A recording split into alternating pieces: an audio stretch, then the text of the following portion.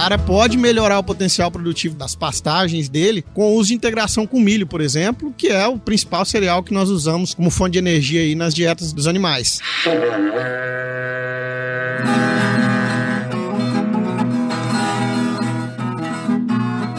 E aí, pessoa! Seja muito bem-vindo, muito bem-vinda ao CanivetCast, o podcast da Nutripura, Nutrição e Pastagem, que tem como obrigação preparar o pecuarista para a pecuária do futuro, elevando o patamar da pecuária brasileira. E nesse episódio aqui, que é o primeiro de uma série de 2 episódios, que nós vamos falar sobre um bom manejo em sistemas de suplementação em pasto, várias coisas aí. E para falar com a gente sobre isso, tô aqui com Pablo Paiva, que é formado em zootecnia pela Unemat, possui mestrado em ciência animal pelo UFMT e doutorado em zootecnia pela Unesp, né, Pablo? Pablo, muito obrigado por estar aqui com a gente, seja super bem-vindo ao CanivetCast, cara. Opa, eu, Paulo, que agradeço a oportunidade de estar aqui conversando com o nosso público, com os ouvintes. O CanivetCast aí, eu sei que tem crescido. Eu mesmo confesso que sou um ouvinte de podcast. Tem alguns lá na minha lista. Legal. E o CanivetCast tem entrado lá porque tem trazido assuntos muito interessantes, não só para o meio que nós trabalhamos, mas acredito que para todo mundo que está envolvido, de forma direta ou indireta, com o agronegócio. Sim, sem dúvida, cara. E é interessante você falar isso, né? Porque assim, você é um cara que viaja bastante. O perfil da turma que ouve podcast é justamente o perfil da turma que tá na estrada, né, cara? Porque é aquele momento que você tem ali só você e você mesmo, né, dirigindo. E é a hora pra gente pegar conhecimento também, né, meu? Sim, é uma ferramenta muito bacana, principalmente, como você comentou, nós que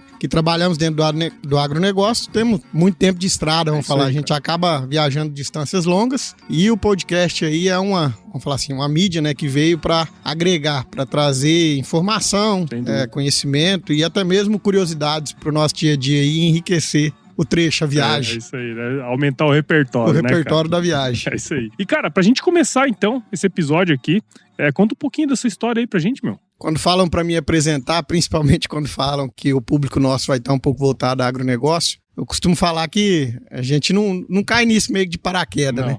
Eu sou filho e neto, né, de produtor rural. Meu pai e meu avô, na verdade, veio de Minas Gerais, veio para o Mato Grosso há 50 anos atrás, está aqui na região oeste. E, de certa forma, toda a família tá ligada, né, ao agronegócio. São produtores rurais, pequenos e médios produtores, mas estão ligados ao agronegócio. Então, eu cresci nisso. E quando foi para ir para a escola, vamos falar, né, para decidir o que fazer do resto da vida, não mudou muito o caminho. Acabei me formando na zootecnia, na área de agrárias. Já tenho aí mais de 10 anos de formado, estou começando também a ganhar mais experiência, entrar no grupo aí dos mais experientes. E nesse período, né, além do tempo, né, de especialização, com mestrado, com doutorado, eu sempre tive muito vontade de trabalhar com... Não seria assistência, mas trabalhar muito próximo do produtor rural. Sim. E hoje... Não tinha na cabeça o lance da consultoria, né? Aquele cara que fica ali perto, né? No início era o que a gente mais conhecia, principalmente no período da faculdade, né? Mas hoje a gente vê que, na verdade, quem tem investido muito e crescido muito nessa aproximação com o produtor, em levar tecnologia para o produtor, em levar desenvolvimento para o produtor, são as empresas privadas. Quem mais faz o serviço hoje no país, sem sombra de dúvida. E eu tenho, né, tido nos últimos anos aí, já tenho 7 anos de Nutripura, tenho tido essa grata oportunidade, essa grata satisfação de estar muito próximo do cliente, do produtor, e ajudar os nossos parceiros aí a desenvolver o negócio deles. Legal, cara. E é interessante esse ponto, né? Porque assim, o fato de você ter vindo do agro, né, tipo, ter sido criado nesse ambiente, ajuda também, provavelmente, muito você a entender o produtor ali na ponta, né, cara? Porque depende muito dessa conexão, de você conversar com a pessoa, entender o perfil dele, entender o sistema dele e desenvolver um bom trabalho, né, cara? Sim, hoje se fala muito disso, né? Não é só no agronegócio, mas pessoas sempre foram, acho que vão continuar sendo o motor de qualquer coisa, de qualquer negócio. Mas, mais particularmente, pecuária, não sei se era assim, mas né, o que a gente escuta muito é que no passado se dava um pouco menos de atenção para a pessoa que está lá no dia a dia da operação. E esse cara, na verdade, o sucesso de qualquer negócio que a gente vai desenvolver dentro da fazenda depende dele. Não é simplesmente nós, né, que temos a parte técnica, que levamos a tecnologia. Na verdade, nós somos, né, difusores e ajudamos, de certa forma, a desenhar aquele futuro. Mas quem constrói ele são várias mãos. E esse cara que está lá na fazenda no dia a dia, ele é parte essencial para qualquer projeto funcione, dê certo e entregue resultados. Bom, você é um cara aqui da região, né? E atua aqui na região já diretamente. Cara. Conta um pouquinho sobre aqui a região oeste do estado, quais são as oportunidades que você enxerga, quais são os desafios também, né? Fala um pouquinho aí da região pra gente, cara. A região oeste aqui, né, do estado de Mato Grosso, mais precisamente aqui o Vale do Guaporé, onde nós estamos, é uma região, na verdade, de terras muito férteis. Era conhecido antigamente como a terra do Colonhão. Quem é vamos falar assim, do pouco mais de tempo aí da pecuária. E, na verdade, a gente tem até hoje áreas de pastagem aqui na região formada com o famoso Colonhão, que foi uma das forrageiras aí mais utilizadas na abertura de fazendas no passado. Então, são áreas de solo muito férteis, mas que, de certa forma, e isso não é generalizando, mas a pecuária como um todo, ou as fazendas de pecuária, são conhecidas, né, no Brasil, isso não é mais senso comum, a gente sabe disso, por ser pouco produtivas. Áreas extensivas, áreas muito grandes, com baixo investimento em tecnologia, né, independente do grau adotado pela propriedade. E, com o passar dos anos, essas pastagens foram entrando em degradação e com Mato Grosso, né, é um estado pujante na produção agrícola, com o advento da agricultura. A gente tem visto nos últimos anos, principalmente aqui no Vale do Guaporé, um crescente avanço da agricultura, seja com soja ou com milho, principalmente no primeiro momento esses dois cereais, mas hoje já tem áreas com algodão também, aqui no Vale do Guaporé. É um avanço crescente da agricultura nessas áreas de pastagem. Algo próximo aí, por exemplo, a 170 mil hectares já na última safra. Áreas de pastagem que foram convertidas para produção, né, agrícola, produção de grãos. Então o sistema de integração, na verdade, lavoura-pecuária tem crescido muito aqui na região. O rebanho, por exemplo, a gente vê, na verdade, que assim como no estado de Mato Grosso, o avanço da agricultura não faz diminuir rebanho, tem feito a crescer rebanho no estado. Nós estamos no estado de Mato Grosso com 33 milhões de cabeça e ano após ano a gente vê a agricultura avançando. E avança aqui na região oeste do Mato Grosso também, principalmente nas áreas de pastagem. E pastagens, como eu comentei no início, pouco produtivas. Sim, sim. E olha só que interessante, né? Toda vez, assim, pelo menos os estudos que eu fazia na época que eu trabalhava no IMEA e depois a época que eu trabalhava no Nutripura também, a gente percebia muito isso, né? Locais onde a agricultura, ela chega, querendo ou não, dá uma despertada na turma que tá ali, né? Então, assim, o sistema que fazia antes, o sistemão de antigamente já não vale mais a pena, porque a hora que você vai competir com a agricultura ali, o cara vai pagar um rendimento pra você, mas você vai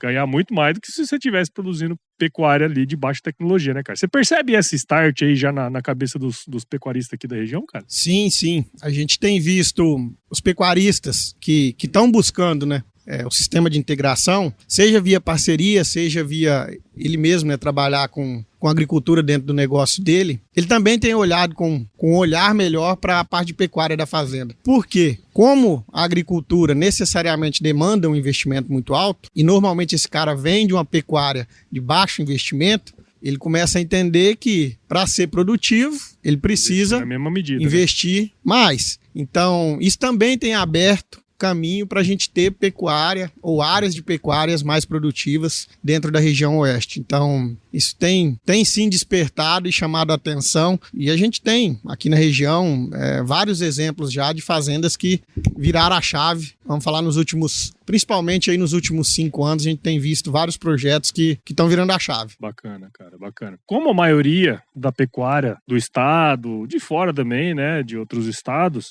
grande parte dela é baseada em sistemas de produção em pastagem, né, cara? E, querendo ou não, a falta de forragem de qualidade em determinadas épocas do ano, vamos dizer assim, pode variar o tempo, o período e tal, mas ela existe, né? Então, é sempre um desafio pro pecuarista que tem seu sistema baseado em pasto, você lidar com essa variabilidade ao longo do ano, né? No caso aqui da região, qual que é o período que a disponibilidade, a qualidade começa a diminuir e quais as principais estratégias que vocês têm utilizado, né, cara, para, vamos dizer assim, contornar essa situação aí? Como que funciona aí na região? Aqui na região oeste, com relação ao clima, não é muito diferente do restante do Mato Grosso. Uma particularidade que chama atenção é que, normalmente, o período da chuva, ele se concentra um pouco mais em alguns meses do ano. Em anos normais, essa chuva normalmente concentra muito em 4, 5 meses do ano. Esse ano é um ano atípico. Nós estamos em maio e, se for rodar aí na região, a gente está com a região toda com pastagens ainda muito verdes, bem verdes. Mas já seria uma época do ano, nos outros anos aí, em anos anteriores, condições normais, a gente já estaria com declínio bem acentuado na qualidade no primeiro momento, mas também na oferta de pastagens. E aí, pensando nas estratégias, isso, claro, tem particularidade de cada fazenda, de cada projeto, mas confinamento é uma realidade utilizada para sistema de terminação. A gente tem também na região um grande número de produtores que trabalham com semi-confinamento, com terminação, suplementação a pasto, independente do nome que se use aí hoje, mas uso, né, de altos níveis de concentrado, principalmente no período seco do ano, para terminar animais a pasto. E tem crescido, principalmente nesses projetos que a gente comentou, que se atentaram um pouco mais para a produtividade, olhar um pouco melhor para a parte de produção pecuária, suplementação de recria, independente se ela seja feita a pasto ou o que o pessoal chama hoje comumente aí de sequestro, de recria confinada.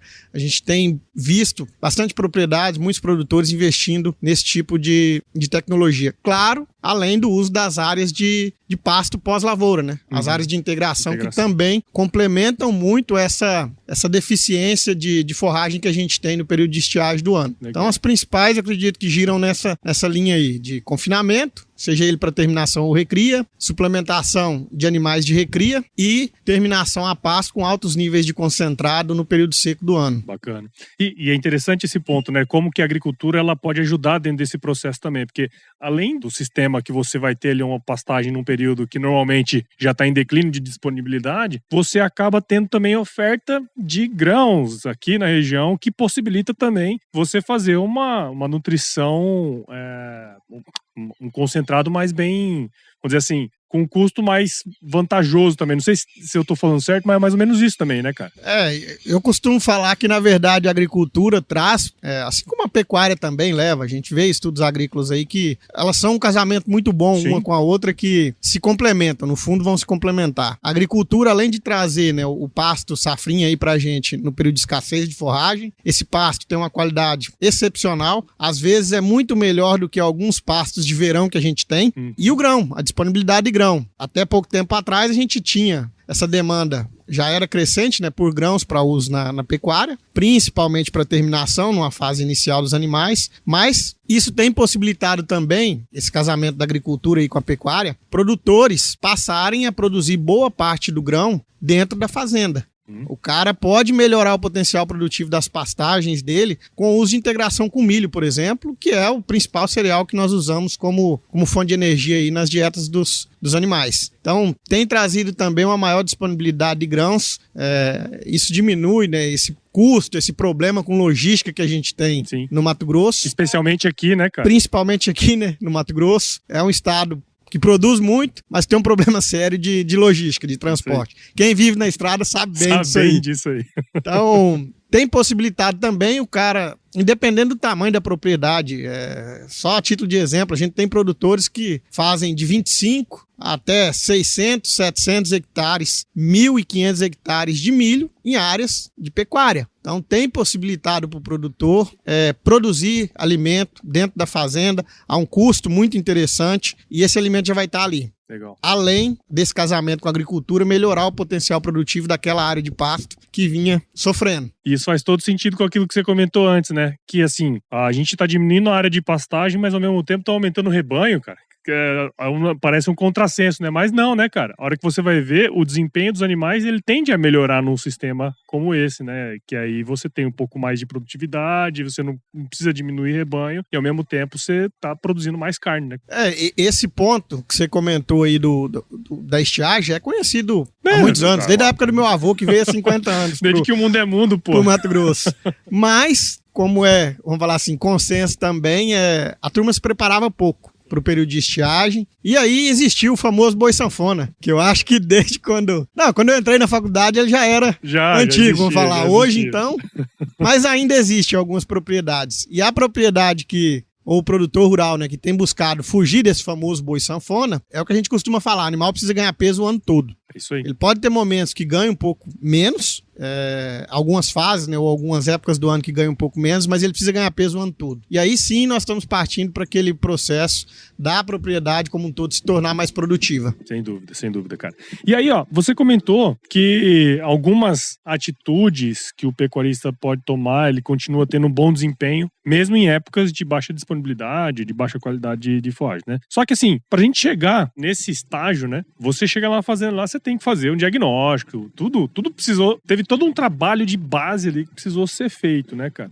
Explica pra gente como que vocês levam, o que vocês levam em consideração para, tipo, num diagnóstico como esse, para você depois bolar uma estratégia? Paulo, esse é um ponto muito importante para a gente comentar. Tudo vai depender desse diagnóstico ser bem realizado, e quando a gente se propõe, né, junto com o produtor, a partir para isso aí, a gente sempre costuma falar que não é só nós, né, mas pecuária é um projeto de médio e longo prazo. Pecuária, agricultura, todas elas são projetos de médio e longo prazo. Então tem que ter um desenho ou um projeto muito bem desenhado no médio e longo prazo. E quando a gente parte para esse caminho junto com o produtor, o primeiro ponto é a gente entender bem qual que é o objetivo daquele produtor, seja no curto, no médio e no longo prazo. Só a título de exemplo, a gente tem acompanhado projetos que querem aumentar, por exemplo, o número de animais na fazenda, querem aumentar a produtividade daquela fazenda, aumentar ganho de peso, aumentar a produção de arrobas por hectare, que é um número muito comum da gente olhar hoje aí. Então, o primeiro ponto é a gente desenhar qual que é o horizonte dessa fazenda, ou que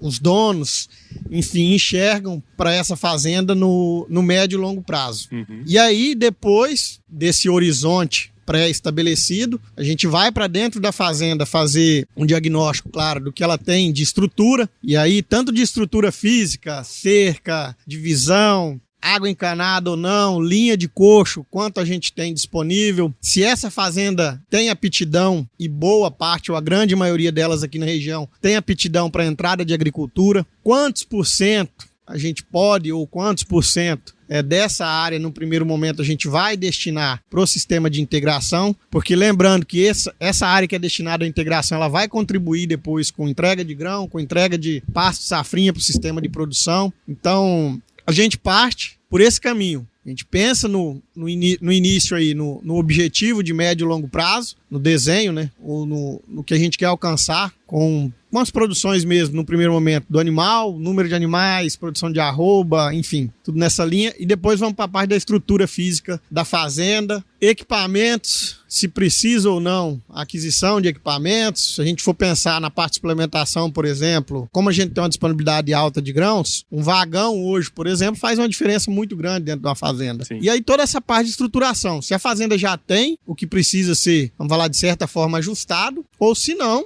o que ela precisa fazer ou ir fazendo ao longo de 2, 3, 4, 5 anos para chegar naquele ponto ou naquele potencial produtivo almejado no primeiro momento. E sempre lembrando que quando a gente fala em horizontes aí, isso pode ir mudando, porque a gente tem em alguns projetos uma grata surpresa, vamos falar. Tem coisas que às vezes são desenhadas para acontecer em 5 anos, que no segundo ano já aconteceu. O negócio rodou bem, a equipe da fazenda, que também é um ponto central, como nós falamos no início da conversa, comprou o projeto, agarrou com unha e dente, e o parceiro, né, o produtor rural, conseguiu implementar aquilo junto com a equipe muito mais rápido do que a gente tinha pensado no início. E só um ponto que, pra gente salientar também, que é muito importante nessa questão, é todo e qualquer projeto, independente do tamanho, também vai ser muito dependente da capacidade de investimento. Sim. Então, o produtor, principalmente, né, se a gente for pensar aí, tem que lembrar, como nós comentamos da agricultura no início, que demanda investimento, a soja não cai do céu. O cara vai lá e prepara solo, Sim. Tem investimento alto nisso.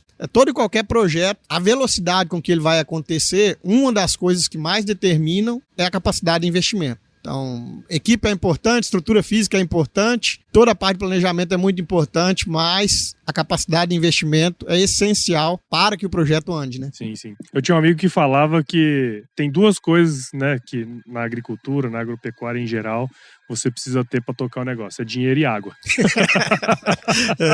É bem isso aí. A técnica você resolve, né, cara? Tem gente igual você aí que vai ajudar o pessoal e tal, mas se não tiver dinheiro e água, velho, o negócio não vai. O negócio não vai. Mas é muito interessante esse ponto, né, que você trouxe, porque assim, a pecuária ela sempre veio com um estigma de que você investia pouco, mas era seguro. E quando, na verdade, quando você investe muito, de fato, você coloca uma Ferrari para andar 10 por hora e uma Ferrari para andar 200 por hora, o controle é totalmente diferente, né, cara? Então, quanto mais grana, né, quanto mais combustível você põe ali, é mais difícil dirigir o negócio, né? Por isso que, a hora que você começa a colocar combustível no negócio, o piloto tem que ser bom. Aí a turma lá dentro que tá fazendo o negócio acontecer precisa comprar ideia, precisa, né, fazer os processos como foi desenhado, porque senão não vai para frente mesmo, né, cara? Sim.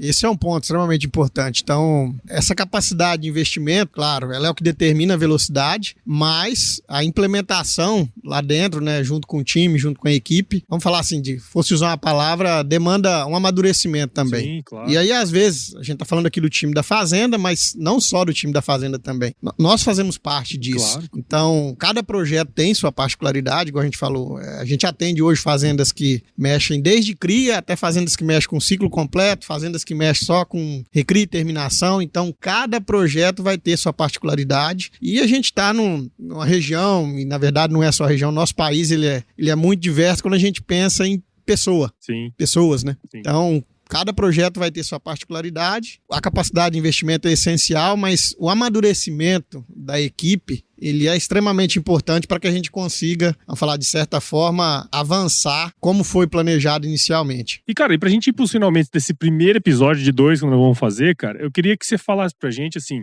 você, já tá quase 10 anos aí formado, né, já trabalhando aqui na região mais de 7 anos, cara. Eu queria que você falasse, assim, como você comentou ali atrás, né, os números da pecuária falam por si só. A gente pega uma produtividade média super baixa no Brasil, taxas de lotação baixas também. Só que quando você faz um bom diagnóstico, traça uma boa estratégia, né? Como você falou, às vezes o cara faz uma estratégia para alcançar em 5 anos, alcança em 2. Até onde, cara, de acordo com tudo que você já viveu aqui, até onde, em termos produtivos, esse produtor pode chegar, assim, pensa num projeto aí que você fala assim, o cara conseguiu chegar tanto, cara, até onde a gente consegue chegar hoje e que potencial a mais ainda a gente tem? Cara, esse é um ponto que assim, é muito comentado e chama muita atenção quando a gente vai olhar a capacidade produtiva que a gente tem no nosso país, no agronegócio como um todo, mas especialmente aqui no Mato Grosso, né? Nós estamos numa região, de certa forma, abençoada mesmo. É como você falou, a gente tem, na verdade, na média, né, os números gerais de pecuária são muito baixos. Fazendas, se for pegar o número médio lá, que sai no censo do IBGE, fazendas produzindo 5 arrobas por hectare, sim, na média ano. Lotação que gira próximo de 1 ao ar. 0,9, né, cara? Puta que pariu. Mas vamos melhorar um pouco, vamos falar que já tá em 1.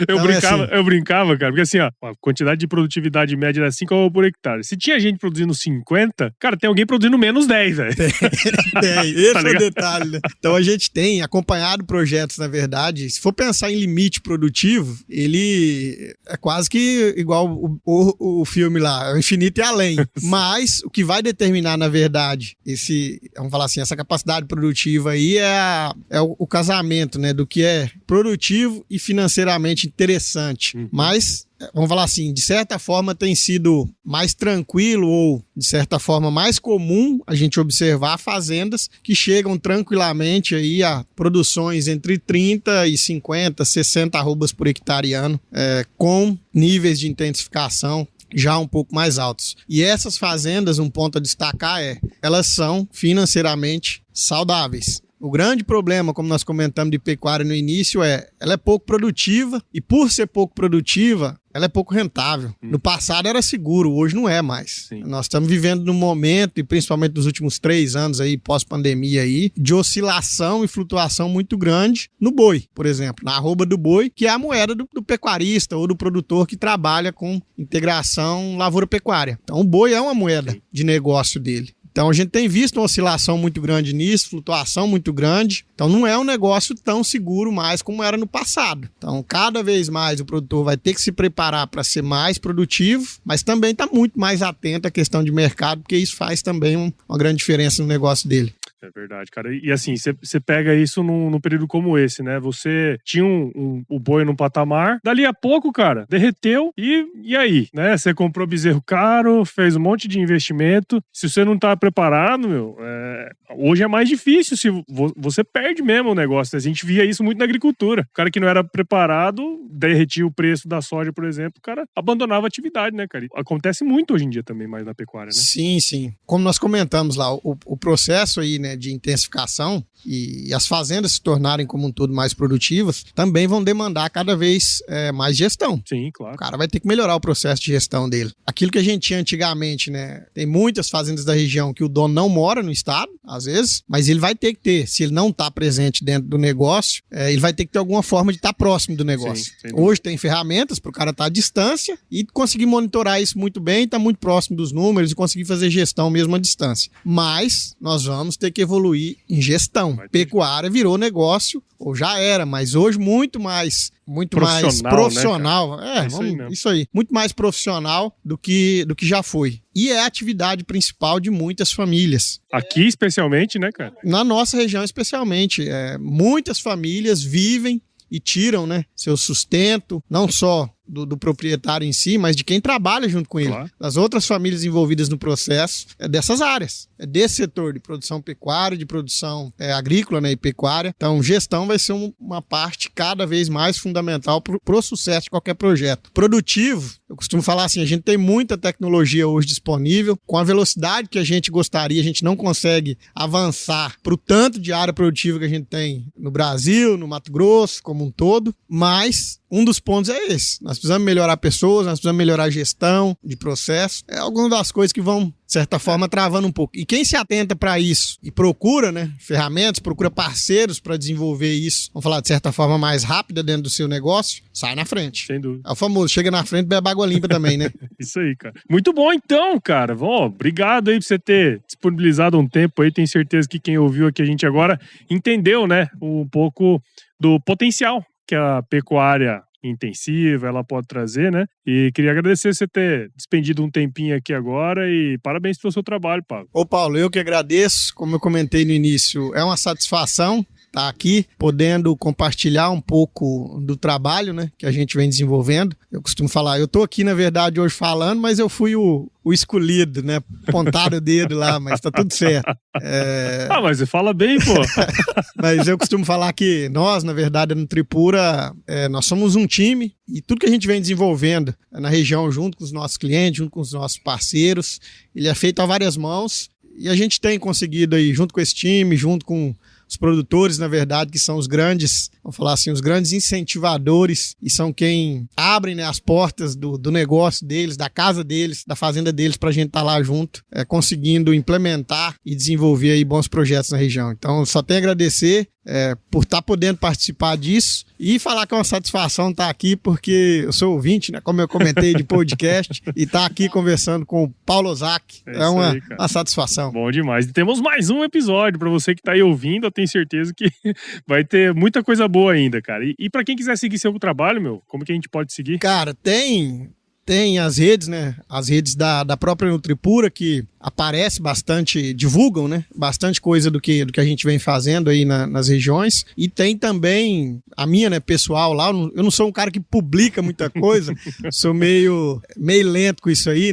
Talvez não dou a devida atenção que rede social pode trazer de benefício hoje pra gente. Mas tem também lá, tô no Instagram, tô no LinkedIn e tem aí nos dois aí, Pablo Gomes de Paiva. Isso aí, cara, muito bom. E pra você que ouviu esse episódio do Canivete Cast até agora, tenho certeza que você viu o valor aqui nessa conversa que eu tive com o Pablo. Então considere compartilhar esse episódio com alguém que vai se beneficiar desse conteúdo. O podcast ele cresce na medida em que você participa junto com a gente nesse processo. Então siga o Canivete Cast em seu agregador de podcast favorito, acompanhe também os episódios no AgroResenha. Siga Nutripura nas redes sociais, basta procurar lá por @Nutripura no Instagram, Facebook, LinkedIn e YouTube. E visite o site da Nutripura, www.nutripura.com.br, e acesse o blog Canivete, onde você vai encontrar o melhor conteúdo técnico sobre pecuária da internet. E olha só, esse episódio aqui nós estamos gravando direto da Oeste Rural Show, né? E vai estar no YouTube da Nutripura também. Olha aí, ó, tá vendo? Então já cola lá e segue lá pra gente poder ouvir e assistir também.